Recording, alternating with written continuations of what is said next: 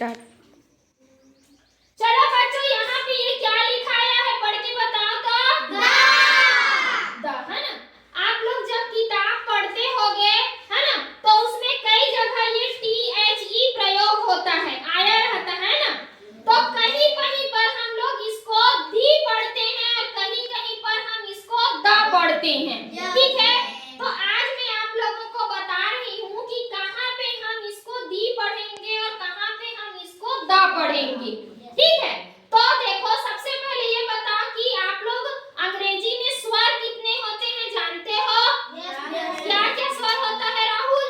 ए, ई और आई, यू और ओ। है ना, अंग्रेजी में 5 स्वर होते हैं, है ना।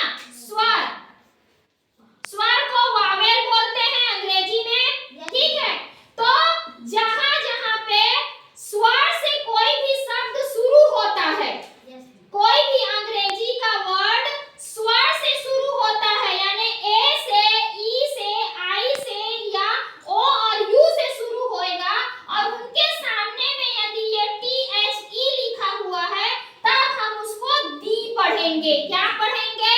दी पढ़ेंगे। कोई भी वर्ड जिसका शुरू का लेटर है, यदि वो स्वर है, वावेल है, तो हम उसके सामने में THE को दी पढ़ेंगे। जैसे दी एप्पल, क्या बोलेंगे? दी एप्पल। दी आउल, दी इगॉट, और लिख सकते हैं दी एलिफेंट, है ना। ई भी है स्वर वावेल, तो दी एलिफेंट पढ़ेंगे। ठीक है, अब द कब पढ़ते हैं? स्वर को छोड़ के अंग्रेजी के जिसने बाकी बच गए वे क्या है? व्यंजन, कॉन्सोनेंट है। ठीक है, तो अब जो भी शब्द व्यंजन से शुरू होते हैं, जो भी वर्ड व्यंजन से शुरू होते हैं, उनके सामने में THE लगा होता है तो उसको द पढ़ते हैं। क्या पढ़ते हैं? द। जैसे the girl, the cat, the pen, क्योंकि ये सब क्या है? व्यंजन है, कॉन्सोनेंट है। समझ गए? जहाँ पे वावेल से शुरू होने वाले शब्द होते हैं उसके सामने में हम THE को दी पढ़ते हैं, और जहाँ पर व्यंजन से, कॉन्सोनेंट से शुरू होने वाले शब्द होते हैं उसके सामने में हम THE को द पढ़ते हैं। अब आप किताब में गलतियां पढ़ते समय नहीं करोगे, है ना। समझ में आ गया?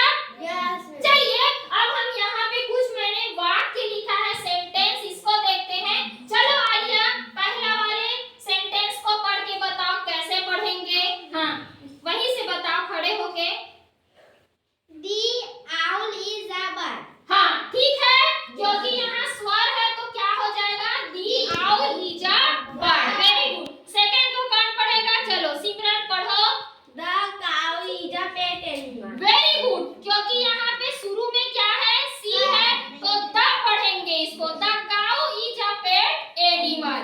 चलिए थर्ड लाइन को कौन पढ़ेगा? राहुल, चलो पढ़ के बताओ। The apple is a sweet fruit. Very good, the Apple पढ़ेंगे क्योंकि यहाँ पे ये स्वर है। चलिए आखिरी कौन पढ़ेगा? चलो लेवेश पढ़ो। The tree is tall. टाल,